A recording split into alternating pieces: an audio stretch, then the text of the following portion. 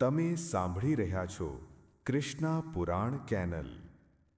મહાશિવરાત્રિની રાત્રે એક સાચા ભક્તના આંસુ કેવી રીતે ભગવાન શિવને કૈલાસથી ધરતી પર આવવા મજબૂર કરી દે છે। બધા સાથીઓને મહાશિવરાત્રિની ખૂબ ખૂબ શુભકામનાઓ। મહાશિવરાત્રિ માત્ર એક પર્વ નથી, પરંતુ આત્મા અને પરમાત્માના મિલનની રાત માનવામાં આવે છે। પૃથ્વી પર આધ્યાત્મિક ઊર્જા ચરમ પર હોય છે। મન, શરીર અને આત્માને શુદ્ધ કરવાનો શ્રેષ્ઠ અવસર મળે છે। શાસ્ત્રોમાં કહેવામાં આવ્યું છે કે આ રાત્રે કરેલી પૂજા હજારો જન્મોના પાપોને શાંત કરી દે છે, અને જે વ્યક્તિ મહાશિવરાત્રિની કથા શ્રદ્ધાથી સાંભળે છે, તેના જીવનના દુઃખ આપોઆપ શિવના ચરણોમાં સમર્પિત થઈ જાય છે। પ્રિય સાથીઓ, કથાને અંત સુધી અવશ્ય સાંભળજો। આ કથા છે તે સમયની, જ્યારે ધરતી પર ધર્મની જ્યોત ક્યારેક મધ્યમ થતી તો ક્યારેક પ્રખર, જ્યારે માનવનું હૃદય પીડાથી ભરાઈ જતું અને તેને ક્યાંય કોઈ સહારો ન મળતો। આ ગાથા છે એક એવા જ ભક્તની, જેની ભક્તિને સંસારને ઠોકર મારી, પણ મહાદેવે પોતાના હૃદયે લગાવ્યો। હાય રે દુર્ભાગ્ય! તે દિવસની પ્રતીક્ષામાં આખો સંસાર હર્ષોલ્લાસમાં ડૂબેલો હતો। મંદિરોમાં ઘંટનો નિનાદ ગૂંજી રહ્યો હતો। ધૂપ, દીપ અને નૈવેદ્યની સુગંધથી વાતાવરણ પવિત્ર થઈ ઉઠ્યું હતું। તે જ દિવસે દીનબંધુ નામનો એક પ્રાણી પોતાના જીવનના સૌથી ઘેરા અંધકારમાં ડૂબેલો હતો। મહાશિવરાત્રિનું પાવન પર્વ, પણ દીનબંધુ માટે આ પર્વ નહોતો। તેના તૂટેલા હૃદય પર એક વધુ ઘા હતો। તે દીન હતો, અનાથ હતો અને હતો અત્યંત ગરીબ। તેની પાસે ન ફૂલ હતા, ન દૂધ, ન બિલીપત્ર કે ન કોઈ તેની ધતૂરો। પાસે હતી તો બસ એક કાંપતી આત્મા, એક ફાટેલું હૃદય અને આંખોમાં ઉમળતા ખારા આંસુઓનો અથાગ સાગર। તેનું નામ દીનબંધુ હતું, પણ તેનો ના કોઈ બંધુ હતો, ના કોઈ સહારો। ગામની બહાર એક તૂટી ફૂટી ઝૂંપડીમાં તે એકલો રહેતો, જે કદાચ જ તેને તોફાનોથી બચાવી શકતી। ભૂખ તેની નિત્ય સહચરી હતી અને અપમાન તેના જીવનનું બીજું નામ। ગામમાં જ્યાંને પણ કોઈ પર્વ આવતો, લોકો તેને ધિક્કારતા। અરે, આ અપશુકનિયાળ ક્યાંથી આવી ગયો? કોઈ બૂમ પાડતું, હટો હટો, આની કાળી સૂરજ જોઈ લીધી તો દિવસ બગડી જશે। કોઈ દુકાનવાળો તેને પોતાની પાસે ભટકવા પણ ન દેતો। તેના શરીર પર મેલા ઘેલા ફાટેલા જૂના વસ્ત્રો હતા, જે કદાચ જ તેના તનને ઢાંકી શકતા હતા। વાળ વિખરાયેલા, આંખો અંદર ઉતરી ગયેલી, અને ચહેરો ભૂખ અને પીડાથી કરચલીવાળો। એકવારની વાત છે, ગામના મુખિયાના ઘરે લગ્ન હતા। દીનબંધુએ વિચારીને કે કદાચ આજે તેને કોઈ એક કોળિયો આપી દે, હિંમત કરીને તે ઘરના આંગણાની બહાર જઈને ઊભો રહ્યો।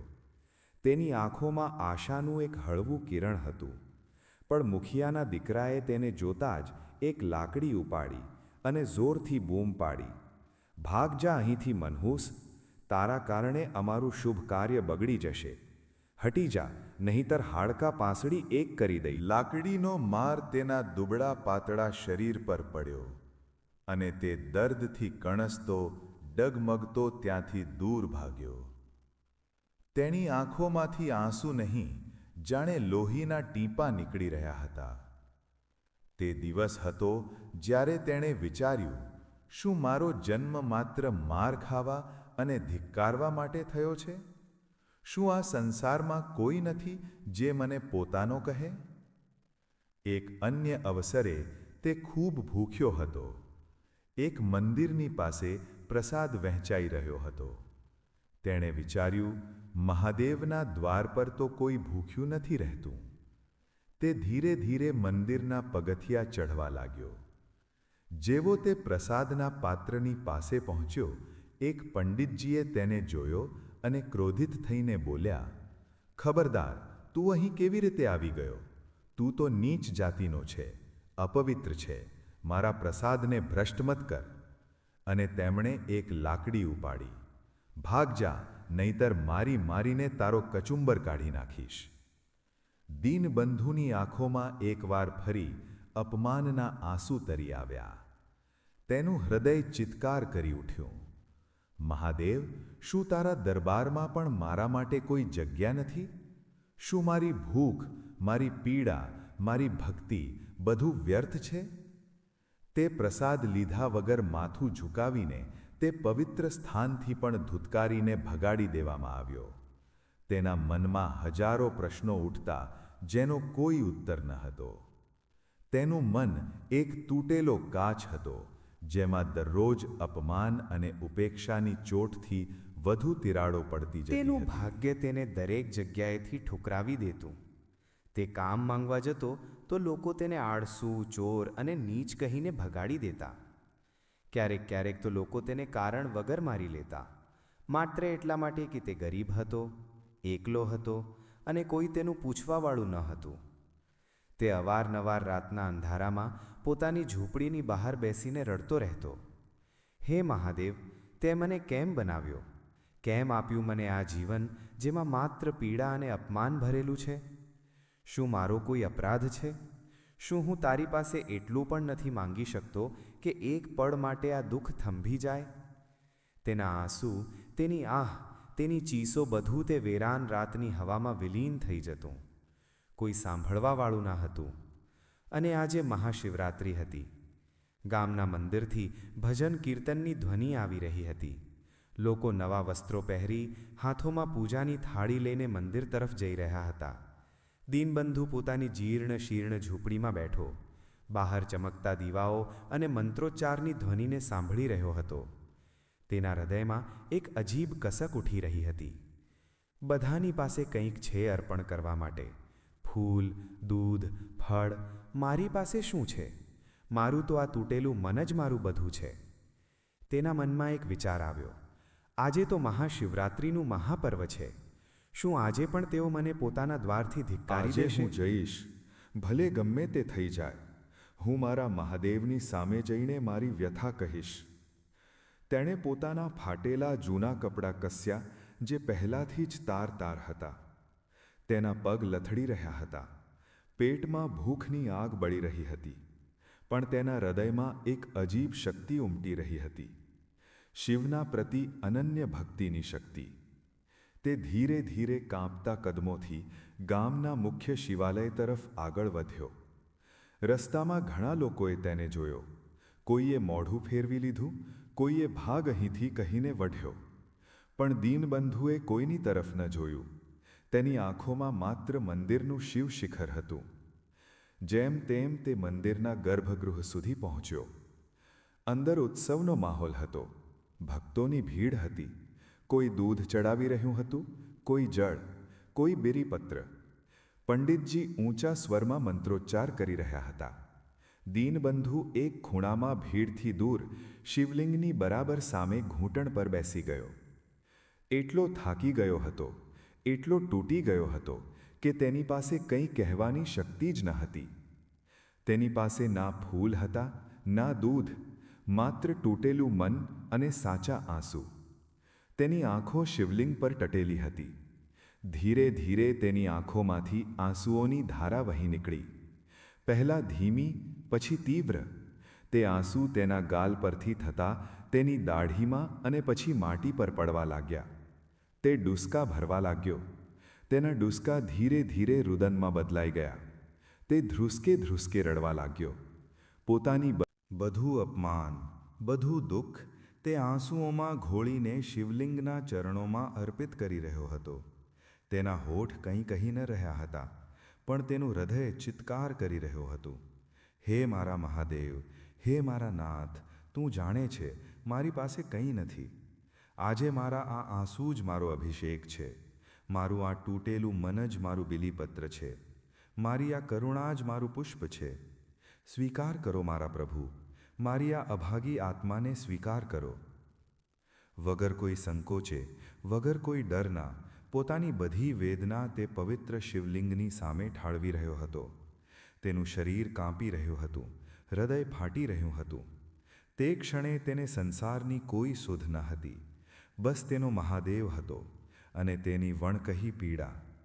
તેની આંખોમાંથી વહેતા આંસુ, જેને દુનિયાએ ક્યારેય એક ટીપું પણ મહત્ત્વ ન આપ્યું હતું, આજે શિવલિંગનો અભિષેક કરી રહ્યા હતા. તેનું દરેક ડૂસકું, દરેક આહ જાણે મહાદેવને પોકારી રહી હતી.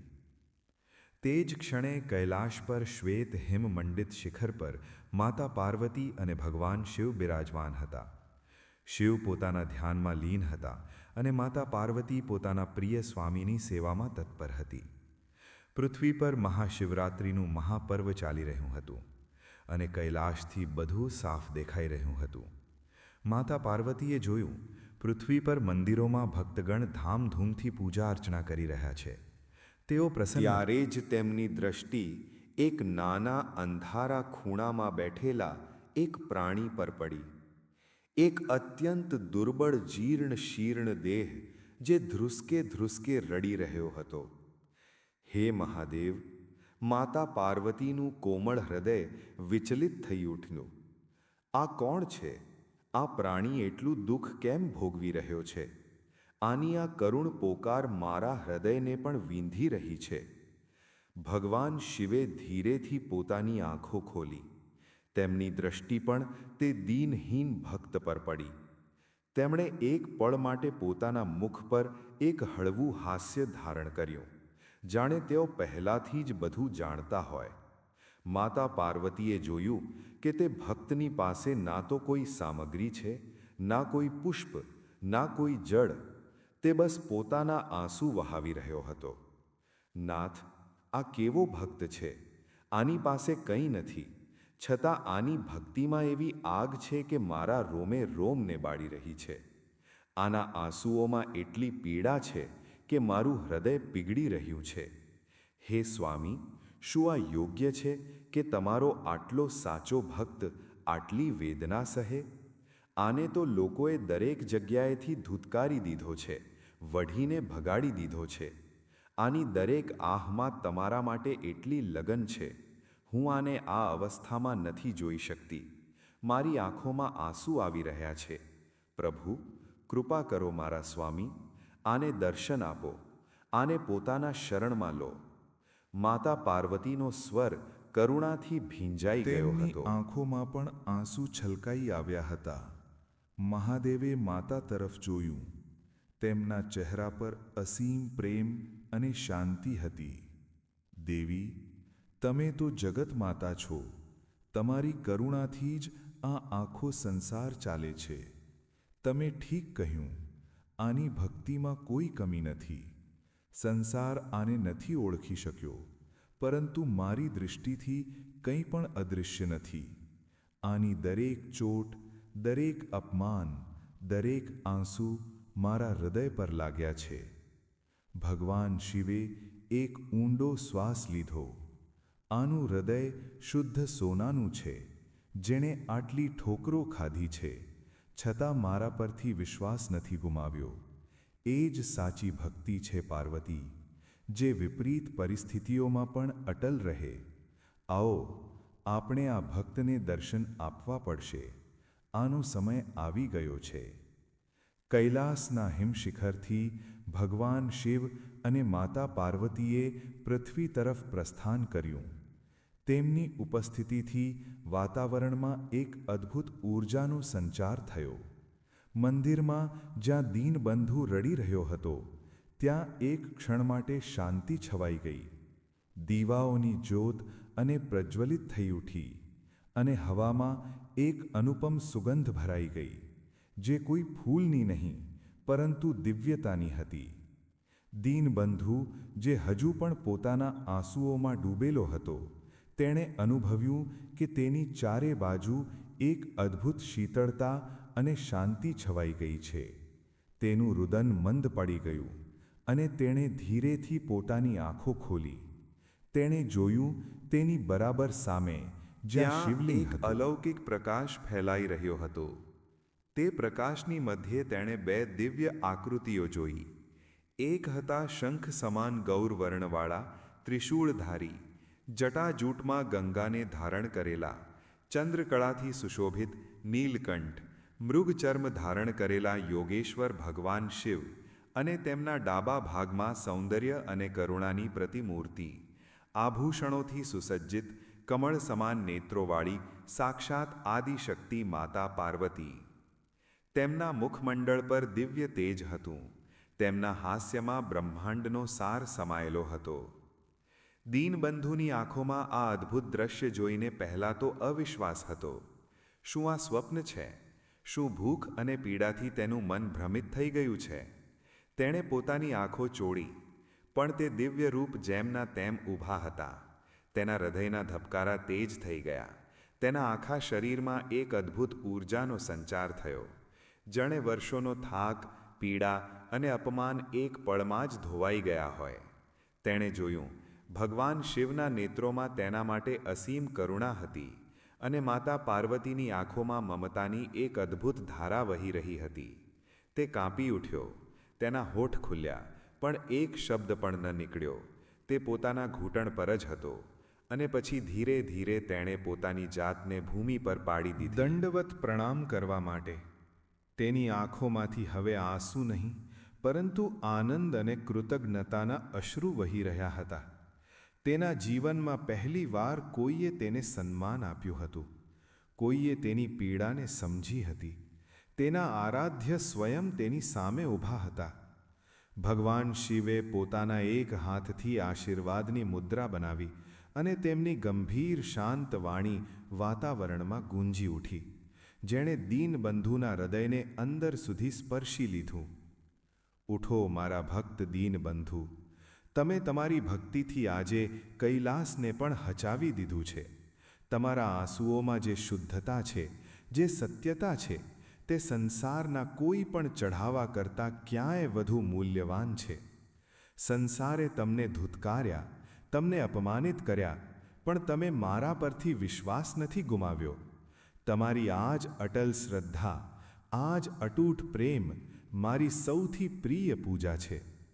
માતા પાર્વતીએ પણ પોતાની મૃદુ વાણીમાં કહ્યું, પુત્ર, તમારી પીડાએ મારું હૃદય વીંધી નાખ્યું હતું.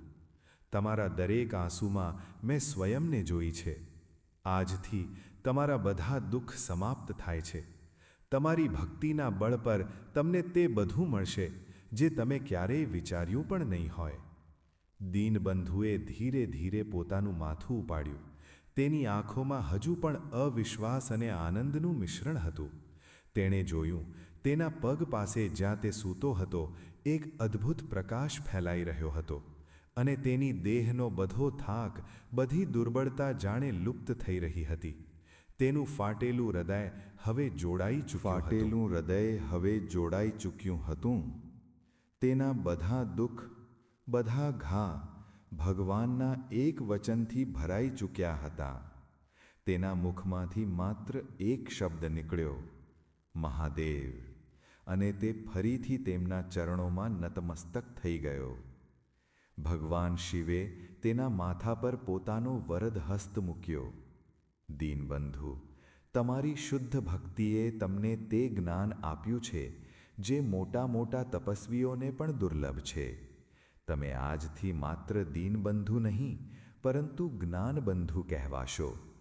તમારી વાણીમાં સત્ય હશે, તમારા હૃદયમાં પ્રેમ હશે અને તમારું જીવન સંસાર માટે એક માર્ગદર્શક બનશે. તમારી દરિદ્રતાનો અંત થાય છે, પણ આ મત ભૂલતા કે સાચી સંપત્તિ જ્ઞાન અને ભક્તિ જ છે. જેવા મહાદેવ અને માતા પાર્વતીએ આ વરદાન આપ્યું, દીનબંધુના શરીરમાં એક અદ્ભુત પરિવર્તન આવ્યું. તેના મેલા ઘેલા વસ્ત્રો સ્વયં જ શુદ્ધ અને સ્વચ્છ થઈ ગયા. તેનું શરીર જે દુર્બળ અને જીર્ણ હતું, હવે તેજ અને કાંતિથી ચમકવા લાગ્યું. તેની આંખોમાં એક નવી ચમક હતી. તેના મુખ પર એક અદ્ભુત શાંતિ. તે ઊભો થયો. તેની ચારે બાજુ ઊભેલા અન્ય ભક્તગણ, જે આ અદ્ભુત દ્રશ્યના સાક્ષી બન્યા હતા, સ્તબ્ધ હતા. એ જ દીનહીન જેને તેઓ દરરોજ ધુતકારતા હતા, આજે સાક્ષાત મહાદેવ અને માતા પાર્વતીની સમક્ષ દિવ્ય રૂપમાં ઊભો હતો.